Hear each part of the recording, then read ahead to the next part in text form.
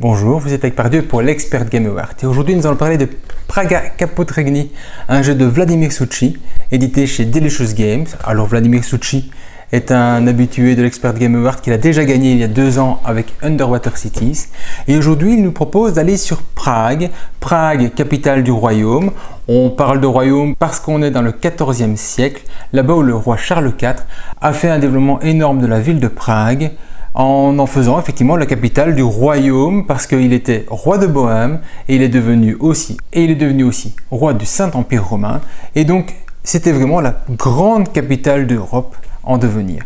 Prague, qui avait un développement essentiellement d'un côté de la rivière, a pu, sous l'impulsion de Charles IV, développer toute une partie de bâtiments de l'autre côté de la rivière en construisant un grand pont qui est le pont Charles et aussi développer une université qui va avoir un développement particulier sur notre plateau joueur, une bibliothèque et 2 grands bâtiments, le mur de la faim, appelé ainsi parce que c'était la meilleure manière pour les gens d'avoir de la nourriture en allant travailler sur ce mur-là, et aussi la cathédrale Saint-Vitus. Tout de suite, on va parler de ces 2 symboles importants de Prague que sont le mur de la faim et la cathédrale Saint-Vitus, parce qu'elles ont la chance d'avoir un insert 3D. Leur problème, c'est que l'insert 3D pour les premières parties, ça va gêner fortement la vision des joueurs qui sont de ce côté-là et de ce côté-là de la table, parce qu'il y a des informations qui sont placées sur le fronton du 3D, sur les marches du 3D, et quand on est sur le côté, on ne voit pas très bien ce qui se passe. Et c'est bien connu des auteurs parce qu'ils ont prévu sur le plateau de jeu de pouvoir jouer sans les 3D, donc, que l'on va retirer, qui sont en plus visibles pour vous depuis le haut. Et donc, on va pouvoir jouer directement ainsi. Précisons aussi qu'au niveau rejouabilité, il y a dans ces espaces 3D la possibilité de retirer des tuiles qui sont recto verso, qui vont changer éventuellement les valeurs de chaque case pour les parties futures, donc vous permettre d'une belle grande rejouabilité dans le jeu. Et ce n'est pas le seul endroit du jeu où on vous propose de la variété pour vos parties suivantes. C'est très bien pensé à ce niveau-là. Je reviendrai sur la cathédrale plus tard et ses actions. Voyons un petit peu le principe global du jeu. On va jouer 16 tours. À chaque fois que c'est le tour d'un joueur, il va prendre une tuile qui se trouve ici autour de la roue. Il va faire une des 2 actions indiquées par la tuile. Il va replacer la tuile et il va faire tourner la roue. Cette roue-ci, en tournant, va provoquer petit à petit la chute du cube dans un trou. Voilà, il est là. C'est indiqué au niveau du jeu, c'est entre ces 2 étapes-ci. Cette chute va définir l'avancée du temps dans notre jeu. Et ce marqueur-ci va avancer alors d'un cran à chaque fois que le cube tombe dans le trou. Quand on l'en sort, il faut le soulever un petit peu pour le remettre dehors. Voilà, et il va continuer.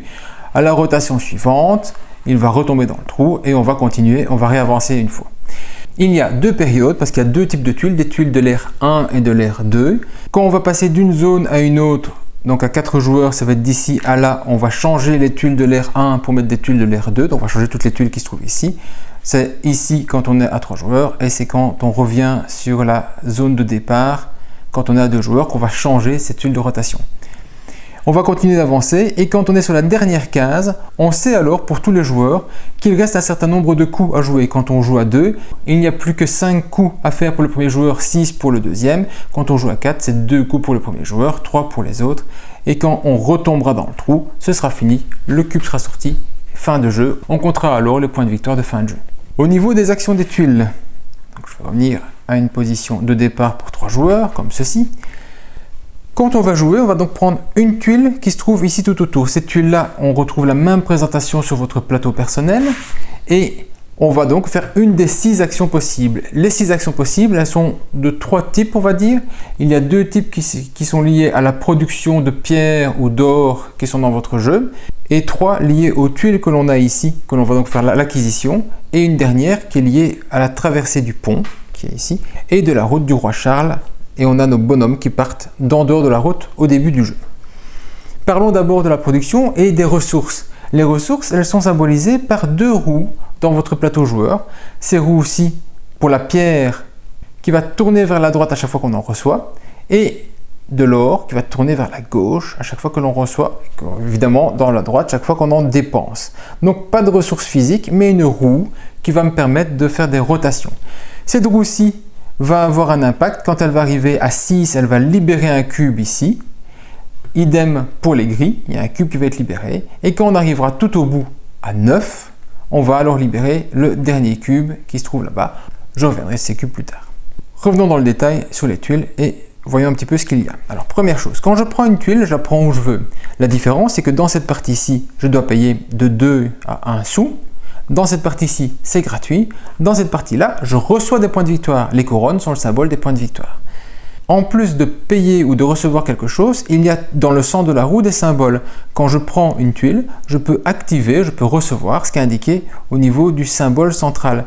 Ici, un S, je verrai plus tard ce que ça signifie, ou un point de victoire. Donc, imaginons, je prends un point de victoire, j'avancerai directement mon marqueur dès que je prends le point de victoire dans le jeu.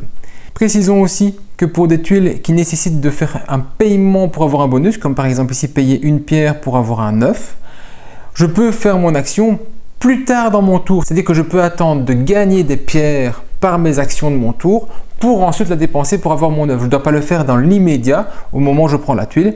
Par contre, l'or, quand je dois payer de l'or, eh bien, je dois effectivement avoir l'or disponible sur mon plateau de jeu pour pouvoir prendre la tuile associée. Mais les paiements de la zone centrale, je le fais quand je veux dans mon tour, avant la fin de mon tour. Les deux tuiles que sont donc production d'or ou production de pierre ont toutes deux le même principe. Il y a deux options, je vais parler de l'or en premier.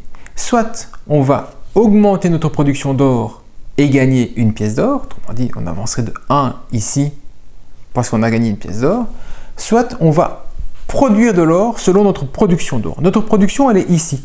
On est au début du jeu, on a un marqueur qui est placé sur le 3 en pierre et sur le 4 au niveau de l'or.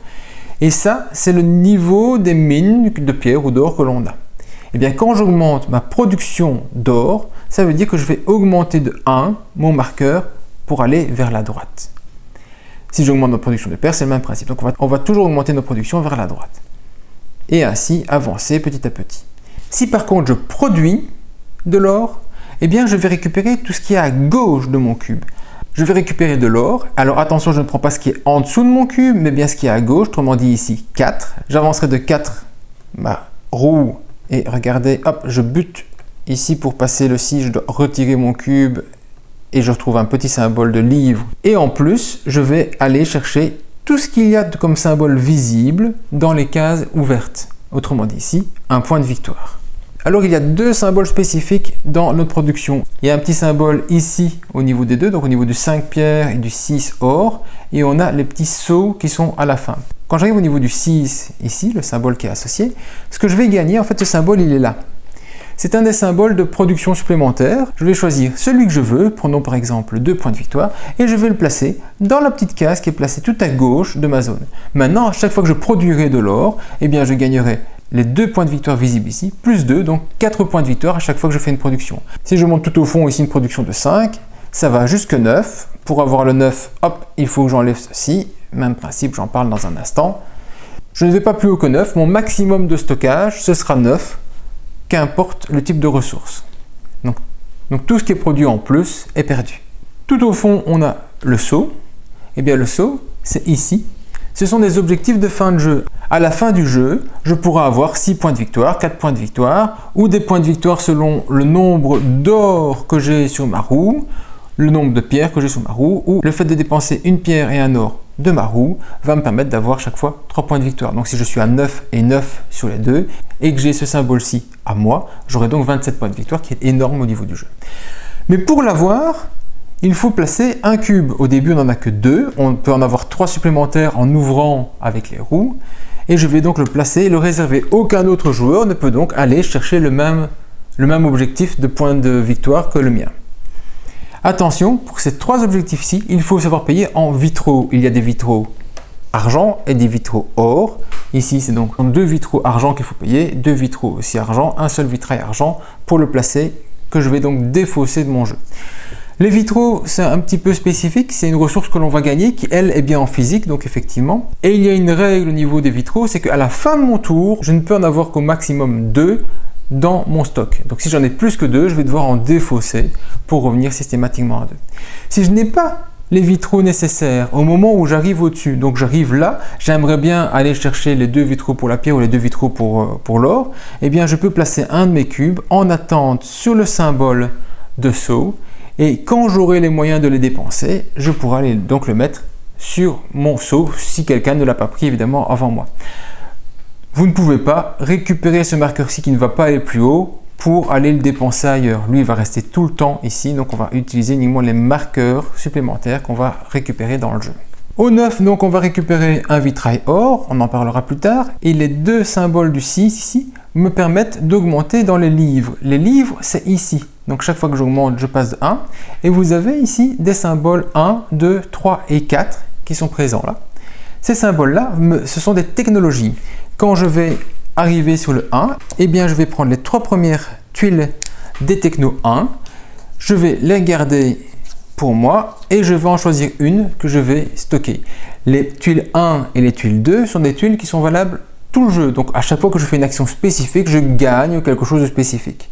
À chaque fois que je gagne, par exemple ici, de l'or sur le plateau, comme ici, si j'avais une tuile que je récupère ici, je gagne un or, et bien je gagne un or supplémentaire et un point de victoire. À chaque fois que je développe ma production d'or, chaque fois que je bouge mon cube de 1, je gagne 2 points de victoire, idem pour la pierre ici, et vous en avez ainsi 6, donc chaque joueur pioche toujours parmi 3. J'en garde une, celle que je garde jamais à côté de moi, les deux autres je les remets au-dessus du paquet, et le joueur suivant qui ira chercher la techno 1 en piochera à nouveau 3 et regardera parmi ces 3 là. Idem pour les deux. Les 3 et les 4 par contre sont des one-shot. Donc je les prends, je choisis, je les active tout de suite parce qu'on est souvent dans la fin du jeu quand on arrive aussi haut et on n'a pas le temps de les rentabiliser autrement. Donc c'est une très bonne idée que ce soit effectivement des one-shot. Si j'arrive tout en haut de ma zone de livres et que je continue à en gagner, c'est indiqué ici. Vous gagnez à chaque fois 2 points de victoire supplémentaires. À chaque fois vous devriez gagner un livre en plus. Voilà donc pour les parties de production d'or, production de pierre. J'ai terminé, je replace donc ma tuile ici dans la zone verte et je fais tourner pour que systématiquement ma tuile arrive dans la première zone rouge. Venons-en maintenant aux 3 symboles que sont les 3 tuiles ici de couleur, les upgrades, le mur et les buildings. Alors pour les 3 c'est toujours le même principe, il y a 3 tuiles qui sont accessibles directement avec les symboles standard. Et puis il y a une tuile dans chaque ligne qui est accessible de manière spécifique. Il y a un petit S indiqué sur les tuiles.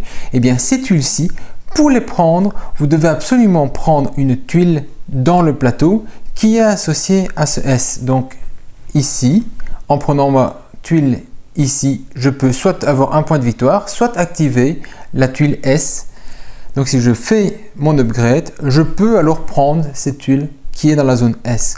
Toute tuile qui sera prise sera immédiatement remplacée par une autre tuile du même symbole, donc à nouveau un S.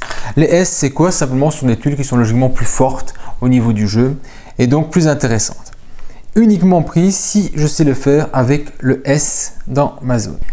Alors, les tuiles jaunes, les upgrades, que font-elles? Eh bien, quand j'en prends une, je vais pouvoir la placer directement sur le symbole qu'elles représentent. Et en fait, elles vont améliorer le symbole par défaut. Donc ici, j'avais le fait de pouvoir prendre logiquement une tuile rouge, donc une tuile de building. Et bien, en le remplaçant, à chaque fois que je ferai l'action de prendre une tuile de building, je gagnerai un point de victoire supplémentaire. Et c'est le cas avec toutes les autres tuiles qui se trouvent ici. Une spécificité, c'est que si la tuile est la tuile d'upgrade, je la prends parce que j'avais un S, c'était mon cas d'ailleurs ici, en prenant cette tuile-ci, j'ai dû payer 2 sous pour le faire, et bien je la mets ici, sur l'upgrade. Ça veut dire qu'à chaque fois que je fais l'action upgrade, j'ai droit à une pierre. Et bien cette pierre-là, je l'ai directement en achetant ma tuile upgrade. Pourquoi? Eh bien parce que l'upgrade, je l'ai fait dans ce tour-ci. Ce qui est très intéressant ici, c'est comme quand on doit payer quelque chose pour avoir un bonus, on peut le faire quand on veut dans son tour. Eh bien c'est le même principe. Je vais faire l'action upgrade dans mon tour, je l'ai faite, et bien j'ai accès à la pierre qui va avec. Dès qu'on achète une tuile, elle est donc valable pour tout le tour, même si on fait une action autre avant ou après. Très intéressant à savoir. Alors il y a diverses informations sur les tuiles. La première chose qui est spécifique au jaune, c'est le fait d'avoir le petit symbole ici de l'université. À chaque fois que je prends une tuile jaune du premier âge, je vais avoir une augmentation de 1 à l'université. Il y a les tuiles du deuxième âge qui, elles, ont un symbole de 2 au niveau de l'université, donc ils vont avancer à niveau 2 directement. Autre chose, et ça c'est valable pour toutes les tuiles de manière globale, il y a des symboles qui sont placés sur les bords des tuiles. Comme ici, on va retrouver un 4, ici on va retrouver un 3 pierres, ici on va retrouver un vitrail. Eh bien, quand je vais aller récupérer des tuiles et que je vais les placer sur mon pourtour, quand je vais avoir deux symboles qui se touchent, je vais gagner le symbole indiqué. Premier exemple avec les symboles qui sont placés sur le côté. Plus tard, on verra qu'on peut prendre des tuiles grises. Ces tuiles grises vont se placer sur le bord du jeu. Eh bien, en les plaçant sur le bord du jeu, quand je les mettrai et qu'il y a deux symboles de milieu de tuiles qui se touchent, je vais gagner les deux symboles. Donc je vais gagner 4 points de victoire et un vitrail. Si j'avais eu un jeu qui me permettrait, hop, je vais prendre peut-être le pont ici, à avoir les deux symboles directement dans mes jaunes, même principe, je vais avoir les deux bonus. Je ne dois pas absolument avoir les deux mêmes symboles qui se touchent, mais simplement que les deux symboles de centre de tuiles se touchent. Ce qui veut dire que quand je place ceci, je réfléchis un petit peu à mon développement futur. Alors il y a un autre symbole, ce sont les symboles de coin. Les symboles de coin, comme par exemple ici, si je place le rouge afin qu'il touche le coin ici, je vais gagner ces symboles-ci, les symboles rouges qui sont ici. Ça, c'est lié à la construction de la cathédrale qui est en rouge et vous allez avoir les symboles bleus qui sont liés avec le mur de la fin. Donc, deux symboles qui se touchent ici, j'en ajoute un, je gagne 1, je ne gagne pas 2, je gagne celui que je rejoins. Et si plus tard, hop, je construisais donc un gris qui va être à l'extérieur, qui vient ici, il va en toucher 2, et donc à ce moment-là, je vais pouvoir effectivement en gagner 2. Donc, je rejoins un symbole, j'en gagne 1, je rejoins 2 symboles, j'en gagne 2. C'est différent des zones qui sont directement sur le côté, qui elles font gagner les 2 symboles. Voilà, vous savez tout pour les upgrades. Maintenant, les tuiles grises, donc le mur, c'est le même principe, à la différence près que les murs, comme les buildings, il y a un coût à payer. Ce coût est indiqué dans la zone rouge, donc je vais payer au niveau de ma roue, et je vais gagner ce qui est indiqué dans le vitrail vert. Même principe pour les buildings qui sont ici. Donc, si je gagne ceci, je vais pouvoir payer 2 ors et 2 pierres, mais je vais gagner 2 points de victoire et un livre. Et je vais le placer sur le bord de ma zone. Donc si je le mets ici par exemple, je vais y toucher immédiatement donc, mes 2 vitraux. Ce qui n'existe que dans les gris, c'est le petit symbole ici bleu. On va retrouver le même symbole rouge au niveau des buildings. Eh bien, le bleu comme le rouge, ça va me faire jouer ici, au niveau du mur de la fin, le bleu, ou au niveau de la cathédrale Saint-Vitus, avec le rouge. Alors, c'est très simple, si je construis ceci, donc je le place sur le bord, hop, je le mets plutôt ici, je suis pas obligé de mettre adjacent, donc je mets vraiment où je veux dans ma zone. Si je n'avais pas de place intéressante comme ici, j'aimerais bien mettre un rouge pour avoir le bonus supplémentaire, eh bien je le mets ailleurs, c'est aucun problème à ce niveau-là. J'ai bleu, qu'est-ce que fait bleu? Bleu va me faire déplacer mon cube qui se trouve ici, d'une case vers la gauche, ici vers la gauche, ici vers la droite. Donc ils vont tous s'éloigner de leur position. Je me déplace de 1, simplement je vais changer de colonne. L'intérêt, ça va être d'être le plus loin par là au niveau des colonnes et le plus haut par ici. Pourquoi? Pour des objectifs de fin de jeu. En fin de jeu, il y aura des points de victoire pour la plus haute ligne sur laquelle on se trouve et il va y avoir des points de victoire en colonne associés aux symboles qu'on a ramassés. Vous voyez, les bleus ici. Eh bien, si je suis ici, je vais avoir un point de victoire par jeton bleu que j'aurai. Pour l'instant, j'ai des jetons rouges. Ce qui est amusant, c'est que quand je vais jouer dans le mur, je vais récupérer des jetons rouges, mais pour en faire quelque chose, je vais devoir avancer dans la cathédrale. J'avance donc comme ceci dès que j'ai du bleu. Pour monter, il faudra que je dépense 2 vitraux. 2 vitraux argentés me font monter d'une case. Quand j'arrive sur une zone où il y a un bonus quelconque, donc on retrouve des bonus de déplacement ou des bonus de points de victoire, je touche immédiatement ces points de victoire. Si je veux passer de la première zone d'ici à la deuxième zone ou de la deuxième zone à la troisième zone, je vais devoir payer un coût. Ce coût, c'est une pierre et un or. Pour passer ici du 4 au 5, je vais devoir payer 2 pierres et un or. Si je ne les ai pas, je ne peux pas monter, tout simplement. Les déplacements latéraux, eux, n'ont pas de problème vu qu'on le fait directement. Si j'étais ici et que je gagnais un bleu, mais que j'ai 2 vitraux argentés dans mon jeu, je peux décider de jouer d'abord mes 2 vitraux et puis seulement de gagner mon bleu qui me fera encore avancer d'une case. Donc, on joue à nouveau dans l'ordre que l'on veut les actions que l'on a déclenchées. Évidemment, il faut d'abord acheter la tuile grise pour avoir accès au bonus bleu. Ça, on ne sait pas le faire à un autre moment.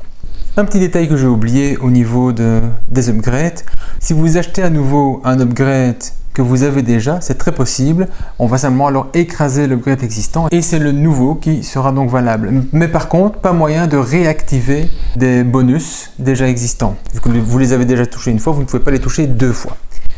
Les buildings, toujours le même principe, le vert, le bonus, le rouge ce qu'on paye, le rouge ici pour avancer sur la cathédrale. La spécificité, c'est qu'on va construire dans ces zones-ci. Ces zones-ci sont des zones où il y a toute une série de places qui sont déjà définies dans le jeu. Ces places-ci, elles ont été placées de manière aléatoire, donc il y a des recto verso, et ce sont des zones par couleur. Donc ici les gris, c'était pour les gris, les bleus pour les bleus, et donc on les place à des endroits définis par leur couleur, mais on choisit de manière aléatoire le côté sur lequel c'est mis. Ici, il y a toujours les symboles avec les petits bleus, donc c'est ici qu'on va récupérer les bleus en mettant des trucs qui sont adjacents à ce petit coin. Là-bas, je gagne un bleu si je le plaçais ici. Les constructions vont se placer autour des places. Ce sont les places qui vont me permettre de récupérer quelque chose. Et il y a deux types de constructions. Il y a celles qui ont un petit carré avec un bonhomme dessus, et il y a celles qui n'ont pas de petit carré mais qui à la place ont une couronne. La différence c'est quoi? Eh bien si je place avec un petit carré, je le mets ici, clac, je vais donc payer 3 pour le placer et je mets un cube vert ici. Donc les cubes limités à 2 au départ, vous en avez plus quand vous ouvrez là-bas. Vous en perdez si vous allez chercher des sauts. Il ne se passe rien quand je l'ai placé, mais quand quelqu'un va terminer toutes les constructions possibles autour d'une place, ici il y en avait 2, et on voit bien les constructions, il y a toutes des zones qui indiquent clairement où on peut les placer, il y en a aussi ici au-dessus, eh bien on va voir toutes les personnes qui étaient autour de la place qui avait un petit cube vont pouvoir réclamer le bonus de la place. Et celui qui était majoritaire autour d'une place va pouvoir prendre les deux. Donc ici je vais pouvoir prendre un vitrail, un point de victoire et 3 sous. Je vais tourner donc ma roue de 3. Si jamais il y avait 2 personnes, donc on va mettre un autre symbole, par exemple celui-ci, clac, c'est le rose qui vient terminer. On est à 2 autour, on peut donc tous les deux prendre au moins un, qui est majoritaire alors que tous les deux ont un seul cube, et bien ce sera celui qui aura le plus payé pour placer sa tuile ici. C'était 3 et 1, donc 4 ressources de payer contre 3 ressources de payer. C'est donc mauve qui pourra prendre les 2 bonus, vert choisira entre le 3 sous et le point de victoire plus le vitrail argent. Une fois qu'une place est terminée, on récupère chacun son cube qui revient dans son stock. C'est comme ça qu'on va pouvoir enfin récupérer ces cubes vu qu'ils sont limités en début de jeu.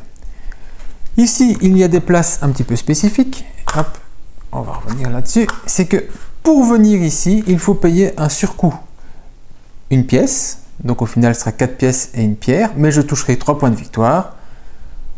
Une pièce aussi, je toucherai un point de victoire lorsque je le place. Hop, je remets mes bonhommes.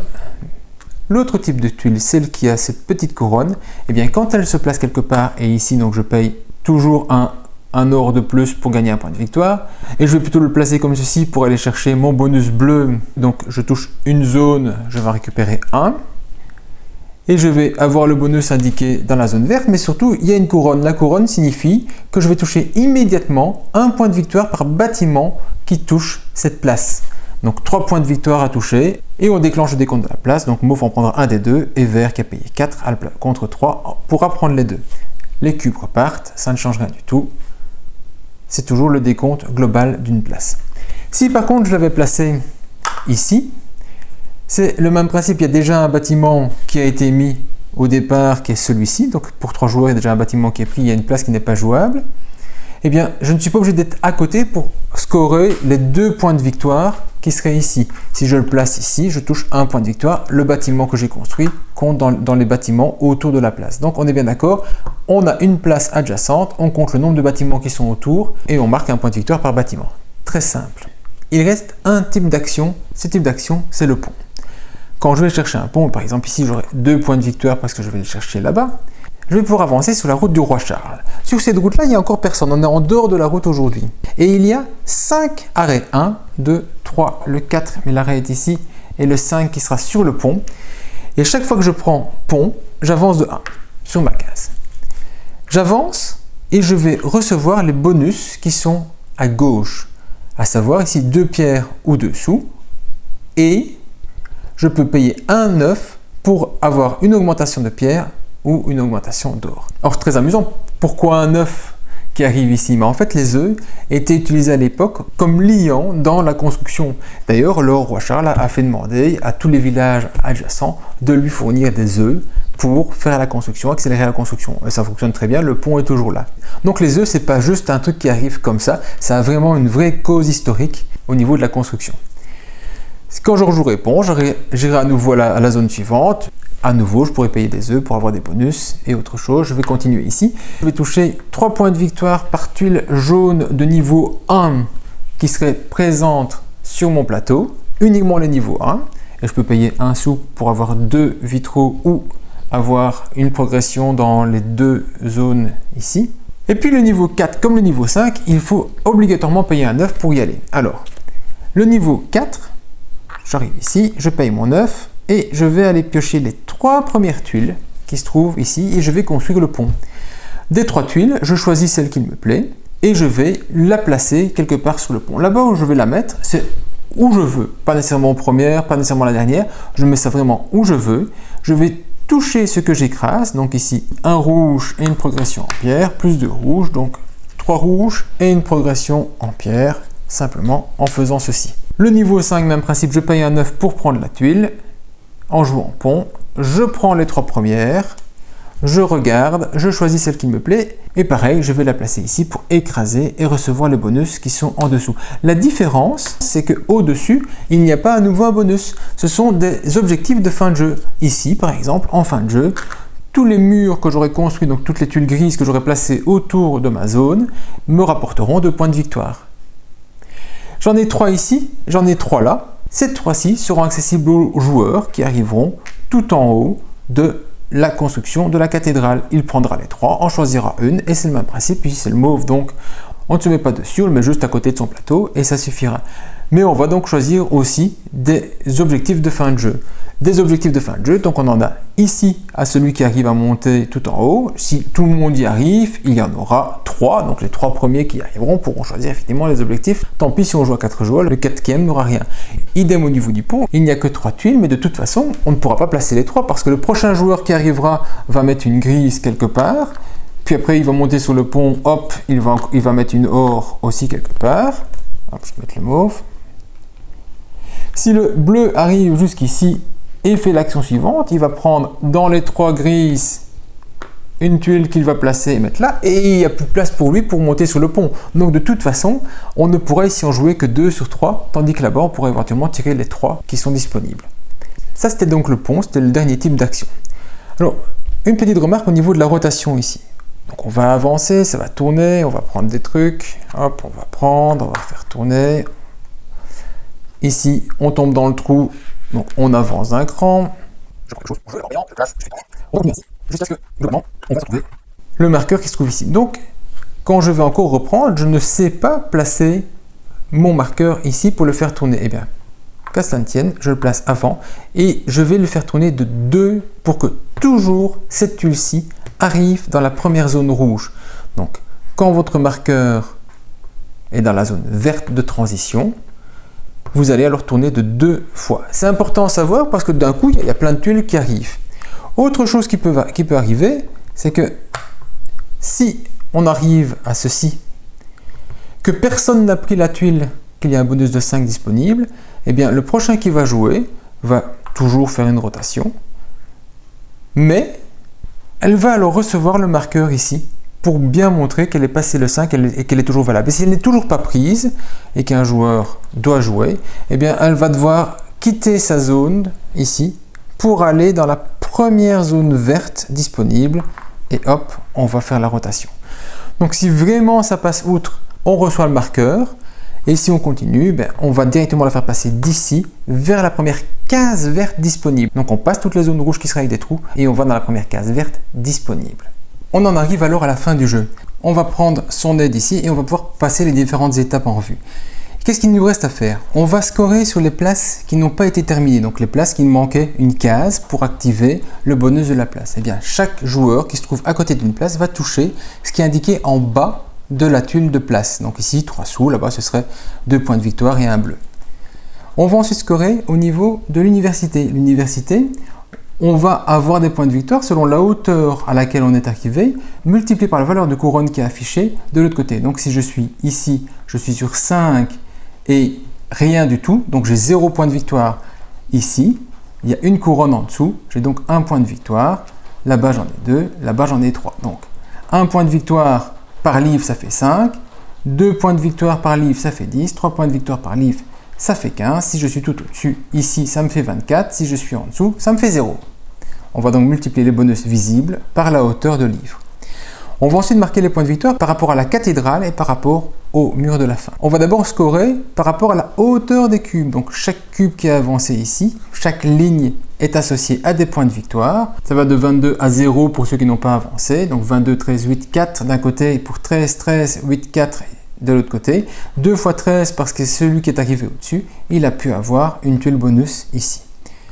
On va aussi multiplier la valeur au niveau des colonnes par les symboles associés. Donc ici, on va multiplier pour les rouges, là-bas, on va multiplier pour les bleus.